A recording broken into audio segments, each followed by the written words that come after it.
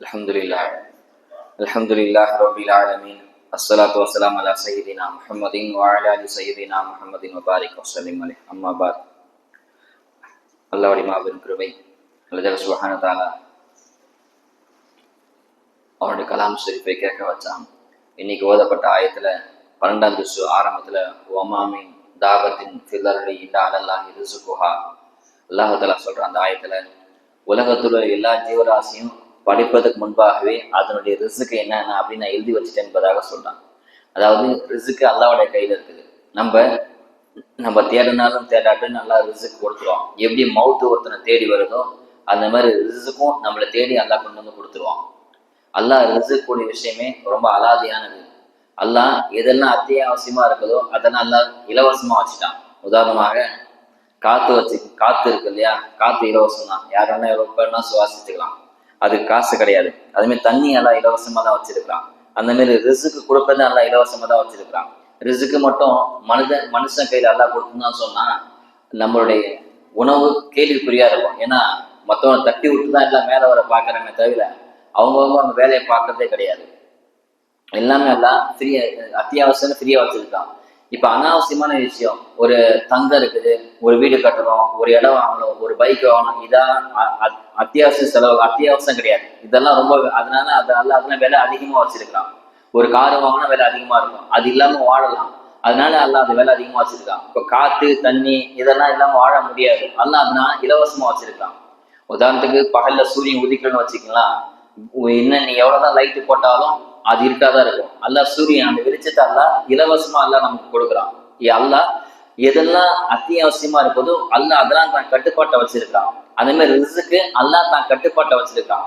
ஒரு தடவை சுலைமான் அலைஹிஸ்ஸலாத்து வஸ்ஸலாம், எல்லாம் நீயே எல்லாத்துக்குமே ரிஸ்க் கொடுக்குறியே, ஒரு நாள் அந்த கடல் ஜீவராசிக்கு மட்டும் நான் ரிஸ்க் கொடுக்குறேனே, ஒரு முழு உலகத்துக்கு கேட்கல, ஒரு கடல்ல ஜீவராசிக்கு மட்டும் நான் உணவு கொடுக்குறேனே, ஏன் கட்டுப்பாட்டில் கொடுங்க. அல்லாஹ் வேணான்னு சொல்றான். இல்ல நான் கொடுக்குறேன் அப்படின்னு.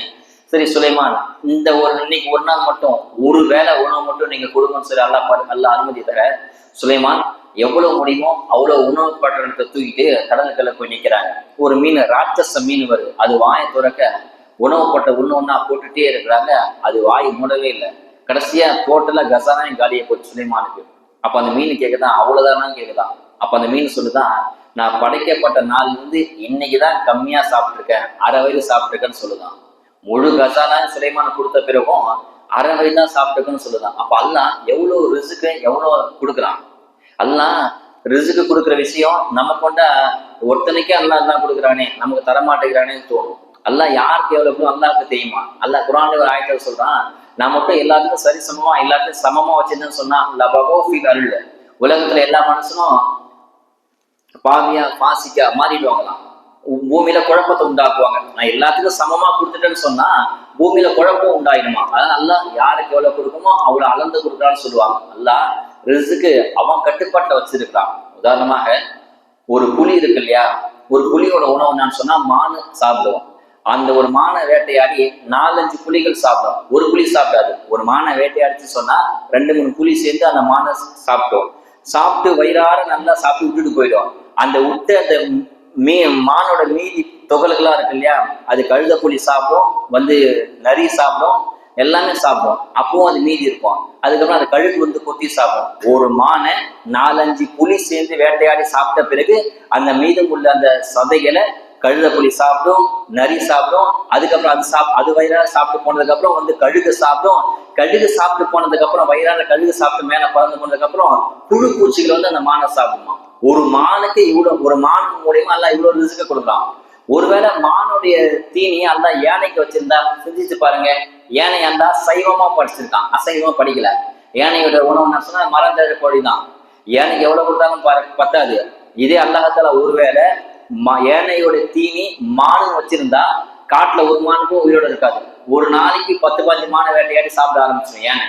ஒரு முழு தென்னை மரத்தை அப்படியே ஐஸ்கிரீம் சாப்பிட்ற மாதிரி, அப்படி பூனை சாப்பிட்ற அப்படி பிடிக்கி சாப்பிடும் ஏன்னா. நம்மளால ஒரு கீத்து தென்னை மரம் கீத்த ஒரு வயிறாக சாப்பிட முடியாது. எவ்வளவு சாப்பிட்டாலும் நம்மளால ஒரு கீத்தை சாப்பிட முடியாது, நம்ம வயிறு இடம் கொடுக்காது. ஆனா ஒரு தென்னை மரத்தை அசால்ட்டா பிடிங்க அப்படி ஐஸ்கிரீமே சாப்பிட்டோம் ஏனை. அல்லாஹ் யானைக்கு சைவத்தை படைச்சிட்டான். ஒருவேளை மாத்தி படைச்சிருந்தா விஷயம் நிலைமை வேற மாதிரி ஆயிருக்கும். அல்லாஹ்க்கு தெரியும் யாருக்கு எவ்வளவு கொடுக்கும், எங்க கொடுக்கும் தெரியுமா. ஒரு கோழி பண்ணையில கோழி வளர்க்குறாங்க. அந்த கோழிக்கு தீனி வந்து காலங்காத்திலே ஒரு கொற்றால ஒரு கிண்ணத்துல அள்ளி நெல்லோ கோதுமையோ தானியமோ எடுத்து வச்சிடறாங்க. அந்த கோழி வந்து காலைல சாப்பிடும். கொத்தி கொத்தி கொத்தி சாப்பிட்ட பிறகு கொஞ்ச நாள் அங்கங்கே மேயும். திரும்ப மதியம் வந்து சாப்பிடும். திரும்ப மேய்ஞ்சி திரும்ப நைட்டு வந்து சாப்பிடும். இது ஹோல்சரா எல்லாம் கொடுத்துட்டான். அந்த வீட்டம்மா ஹோல்சரா அந்த தீனி கொடுத்துருச்சு. ஒரு நாள் ஃபுல்லா அந்த தேவை கொடுத்துச்சு. ஆனா சில வீட்டம்மா என்ன பண்ணுவாங்கன்னு சொன்னா, சில பேர் கிராமத்துல கோழி வளர்க்குறவங்க காலையில கொஞ்சோண்டு ஒரு கை தானே தள்ளி வந்து வீ தூவுவாங்க. தூணோடனே கோழிலாம் வந்து குத்தி கொத்தி கொத்தி ஒரு பயிர் விடாம எல்லாத்தையும் சாப்பிட்டு முடிச்சோம். திருப்பி மேய போயிடும். திரும்ப சாயங்காலம் வந்து அந்த வீட்டம்மா திருப்பி ஒரு தானியை தள்ளி தூவுவாங்க. அந்த அந்த வீட்டு கோழி வளர்க்குற அந்த அம்மாவுக்கு தெரியும் கோழி எப்ப சாப்பிட்டா எவ்வளவு சாப்பிடுன்னு. அதை கரெக்டா சாப்பிட்டு முடிச்சு வேளாண் போயிடும், மேய போயிடும், திரிய போயிடும். அந்த மாதிரி எல்லாம் அப்பப்ப தேவைக்கு எல்லாம் கொடுக்குறோம். ரெண்டு விதமா இருக்குது. அந்த கோழிக்கு ஒரு நாள் ஃபுல்லா தேவையான கொட்டால வச்சிருவாங்க. அது எப்ப தேவை எப்ப சாப்பிடும். இது முதல்ல ஹோல்சேலா எல்லாம் கொடுத்துருவாங்க, நிறைய கொடுத்துருவாங்க.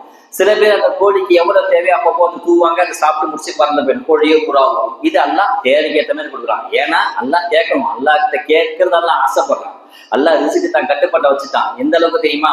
நீங்க கேட்டாலும் ரிஸ்க் எல்லாம் கொடுத்துருவான், நீங்க கேட்காம இருந்தாலும் கொடுப்பான், முஸ்லிம்க்கும் கொடுப்பான், காஃபிருக்கு கொடுப்பான். அல்லாவே இல்லைன்னு சொல்றான் பாத்தீங்கன்னா, அவனுக்கு எல்லாம் ரிஸ்க் கொடுப்பான். அதுதான் அல்லாஹ். அல்லாஹ் மட்டும் வணங்குவதுதான் ரிஸ்க்குன்னு சொன்னா அல்லாஹ் எல்லாரும் ரிஸ்க் கேள்விப்படியாடும் இல்லையா? நீ அல்லாவே இல்லைன்னு சொல்லி உட்காந்துருக்கான் பாத்தீங்களா, அவனுக்கு எல்லாம் ரிஸ்க் கொடுக்கதான் செய்வான். அவன் தான் ரஸாக், ரஸாக், அவன் தான் ரிஸ்க் அளிக்கக்கூடியவன் என்பதாக சொல்றாங்க. ஆக ரிஸ்க் அல்லாஹ் ரிஸ்குல் விஷயத்தை புரியணும்னு சொன்னா, தாயோட கர்ப்பத்துல குழந்தை சிசு இருக்கு பாத்தீங்களா, அந்த குழந்தைக்கு யார் ரிஸ்க் கொடுக்குறா? நீங்களா போய் ஊசி போட்டு இல்ல செஞ்சு மேல வயிற்ற கிழிச்சு நீங்களா சாப்பாடு கொடுக்குறீங்க? அந்த சிசுக்கு எல்லாம் உணவு கொடுக்குறான். அந்த சிசு வெளியில குழந்தையா வெளியே வந்ததுக்கு அப்புறம் தாய்க்கு எல்லாம் பால் சுரக்க வைக்கிறான் இல்லையா, அந்த பால் நல்லா தான் கொடுக்குறான்.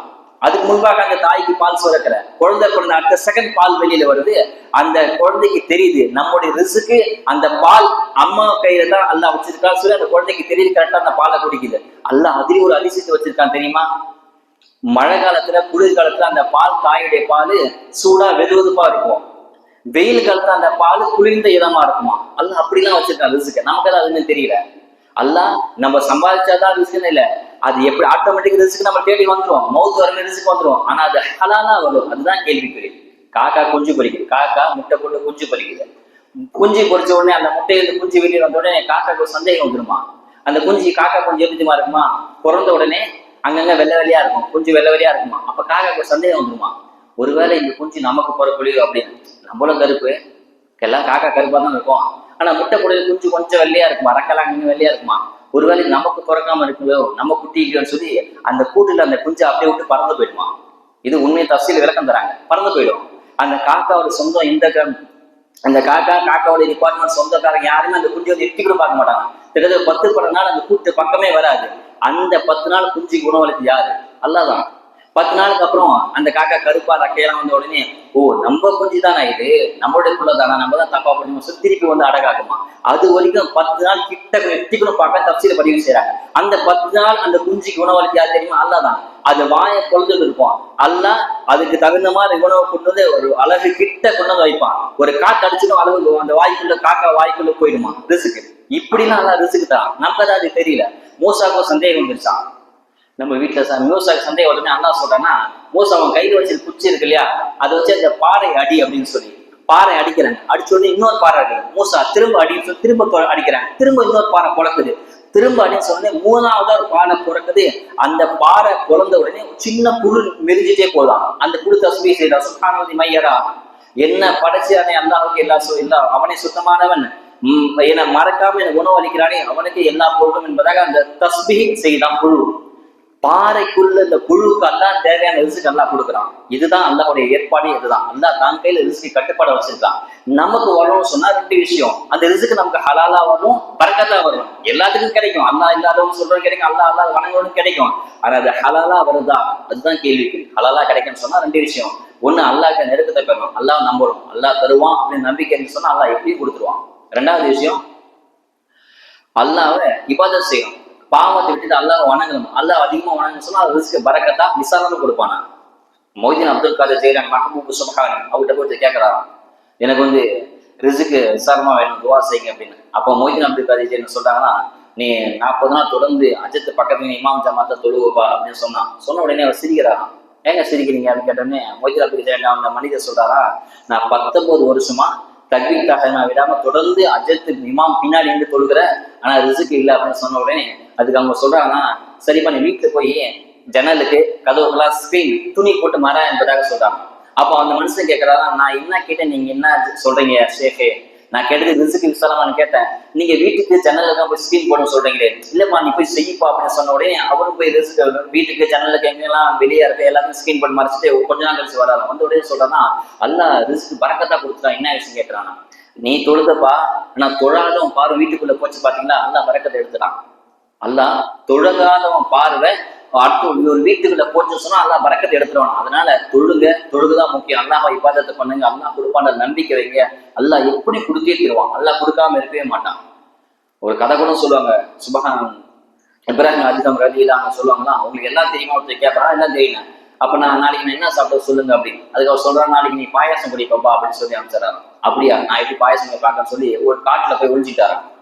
நான் இருந்தாதான் பாயாசம் கிடைக்கும் அப்படின்னு சொல்லி காட்டுல போய் மலை மேல மரத்து மேல ஏறி உட்காந்துட்டாரான். இன்னைக்கு நான் எதுவே சாப்பிட மாட்டேன் பார்க்கலாம் அப்படின்னு சொல்லி உட்காந்துட்டாரான். அந்த வழியா ஒரு பிரயாணப்பட்டு வந்து சமைச்சிட்டு இருந்தாங்க. நல்லா பாயாசம் போட்டு ஏலக்காலம் போட்டு சமைச்சிட்டு ஸ்வீட்டை பாலக செஞ்சுட்டு பாயாசம் செஞ்சுருந்தாங்க. ஒரு அந்த பிரயாண கூட்டம் சமைச்சிட்டு சமயத்துல ஒரு திருட கூட்டம் வந்த உடனே அந்த பிரயாண கூட்டம் அப்படியே விட்டுட்டு போயிடுச்சான். விட்டுட்டு போன உடனே இவங்க எல்லாம் வராங்க. திருடன் வந்த உடனே எல்லாத்தையும் சாப்பிடறாங்க. சாப்பிட்ட உடனே நினைக்கிறாங்கன்னா, ஒருவேளை சாப்பாடு விஷம் கலந்துருக்குமோ, எப்படி கண்டுபிடிச்சு சொல்லி வேற யாருன்னா டெஸ்ட் பண்ணா சொல்லி சுத்தி முத்தி பார்த்தா என் மரத்தை மேல உட்காந்து இருக்காங்க. இவன் இறங்கி வாட அந்த பாயசத்தை குடிச்சு செக் பண்றாங்க. நான் குடிக்க மாட்டேன் நீ குடிக்கிறே இல்லை சொல்லி 2 அடி அடிச்சு குடிக்க சொன்னாங்க. உடனே அடி வாங்கி குடிச்சிட்டு நேரா போய் இப்ராஹிம் அதிகம் சொல்றானா, நீங்க ஒழுங்கா சொன்னா வீட்டுக்குள்ளே குடிச்சிருப்பேனே, எல்லாம் அடிச்சு குடிக்க வச்சுட்டானே அப்படின்னு. நீ ஒழுங்கா வீட்டுல இருந்தா அது ஹலாலா உன் வாய்க்கிட்ட வந்துருப்பான். நீ முரண்பாடா எனக்கு கிடைச்சா எனக்கு கிடைக்காது சொல்லி போய் உட்காந்து பாத்தீங்களா, அல்லாஹ் அடி வாங்கி அவனை குடிக்க வச்சா பாயாசத்தை. இதுதான் சொல்லுவாங்களா, அல்லாஹ் யாருக்கு என்ன கண்டிப்பா கிடைக்குமா, அல்லாஹ் சுப்ஹானஹு வ தஆலா அந்த ரிஸ்க்கு ஹலாலா கண்ணியமா கௌரவமா நம்ம வீடு வரணும் சொன்னா அல்லாஹ் வணங்குங்க. அல்லாஹ் அப்படிப்பட்ட வழக்கசாலி அல்லாஹ் ஒண்ணு நம்மளை அல்லாஹுவானாக. அஸ்ஸலாமு அலைக்கும் வரஹ்மத்துல்லாஹி வபரகாத்துஹு. ஆமீன். பிஸ்மில்லாஹிர் ரஹ்மானிர் ரஹீம். அல்ஹம்துலில்லாஹி ரப்பில் ஆலமீன்.